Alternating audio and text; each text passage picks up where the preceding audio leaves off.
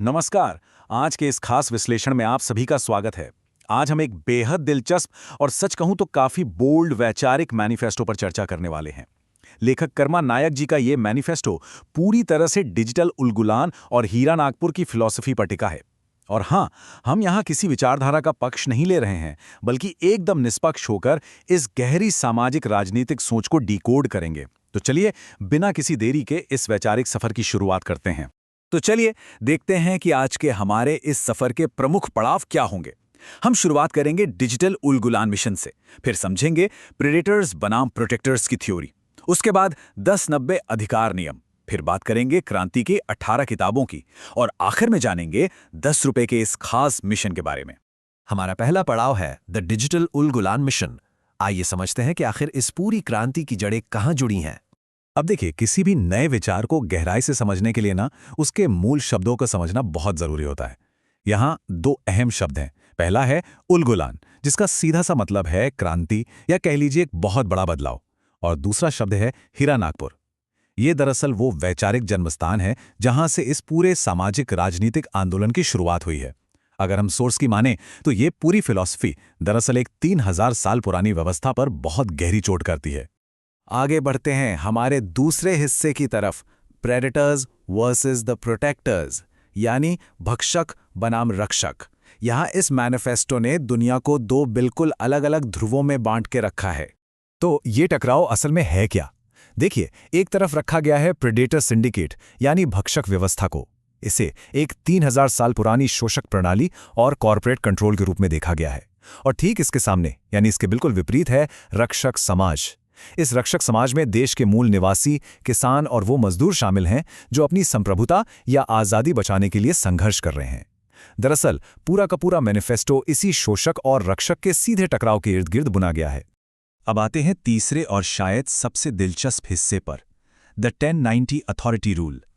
ये हिस्सा हमें बताता है कि आखिर वैश्विक जीडीपी और सत्ता को कैसे दोबारा डिजाइन करने का प्रस्ताव रखा गया है।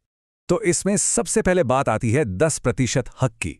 जरा सोचिए, लेखक का यहां प्रस्ताव है कि दुनिया के हर एक नागरिक को, जी हां, हर किसी को, उसके जन्म से लेकर मृत्यु तक देश की कुल जीडीपी का 10% हिस्सा सीधे कैश के रूप में मिलना चाहिए। ये हर इंसान को बिना किसी भेदभाव के एक पक्की आर्थिक सुरक्षा देने का एक बेहद महत्वाकांक्षी विचार है ना? और इसी के साथ तुरंत जुड़ता है 90% का अधिकार नियम। इसके मुताबिक किसी भी देश के जो मूल निवासी हैं, उन्हें वहां के सरकारी तंत्र और सत्ता में पूरे 90% का स्थायी यानी परमानेंट संप्रभु आरक्षण मिलना चाहिए। इसका सीधा सा मतलब ये हुआ कि सत्ता का एक बहुत बड़ा, लगभग पूरा हिस्सा वहां के मूल निवासियों के लिए हमेशा के लिए रिजर्व्ड हो। अब इन नियमों के पीछे का तर्क क्या है? इसे सही ठहराने के लिए मैनिफेस्टो में एक बहुत ही खूबसूरत, एकदम नेचुरल रूपक या मेटाफर का इस्तेमाल किया गया है। और वो ये है कि ठीक वैसे ही जैसे किसी नवजात बच्चे को उसकी मां के दूध पर जन्म लेते ही प्रकृति और ईश्वर द्वारा आरक्षण मिला रहता है। ये लाइन इस बात पर जोर देती है कि ये जो अधिकार हैं, ये किसी सरकार की मेहरबानी नहीं है, बल्कि ये हर इंसान के अकाट्य जन्मसिद्ध अधिकार हैं। चलिए अब रुख करते हैं हमारे चौथे पड़ाव का, क्रांति की 18 पुस्तकें। यानी इस पूरी फिलॉसफी को लोगों तक पहुंचाने के लिए साहित्य को कैसे एक हथियार की तरह इस्तेमाल किया गया है। आपको बता दूं, इन 18 किताबों का लिखा जाना कोई रातों रात हुआ चमत्कार नहीं था। सोर्स मटेरियल साफ तौर पर यह बताता है कि इन किताबों को लिखने के पीछे सालों का कड़ा संघर्ष रहा है। शारीरिक दर्द, बहुत बड़ा त्याग और भयंकर आर्थिक तंगी के बीच ये रचनाएं तैयार हुई हैं। तो ये सिर्फ एक बौद्धिक काम नहीं है, इसके पीछे एक बहुत भारी व्यक्तिगत कीमत चुकाई गई है।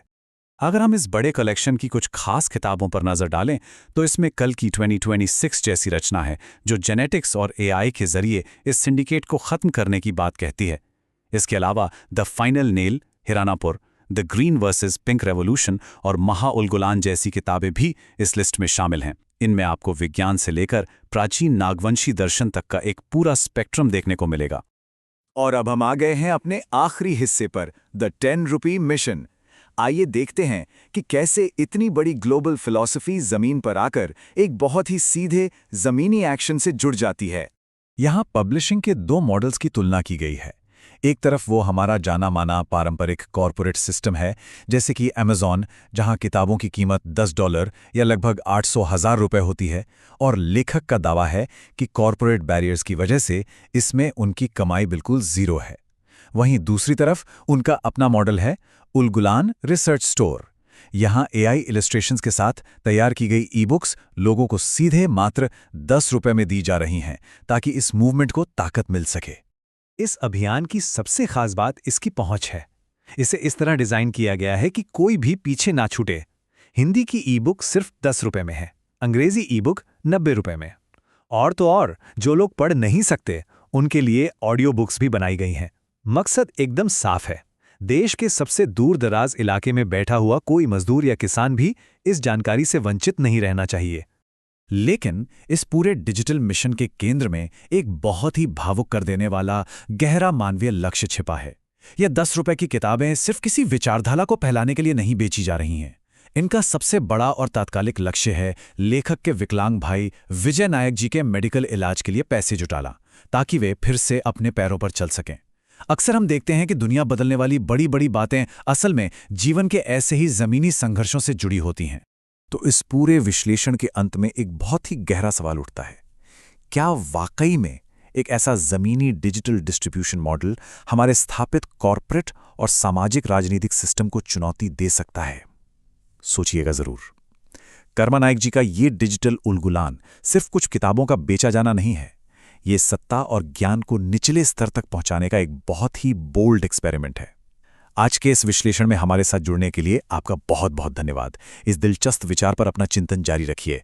हम मिलेंगे अगले विश्लेषण में।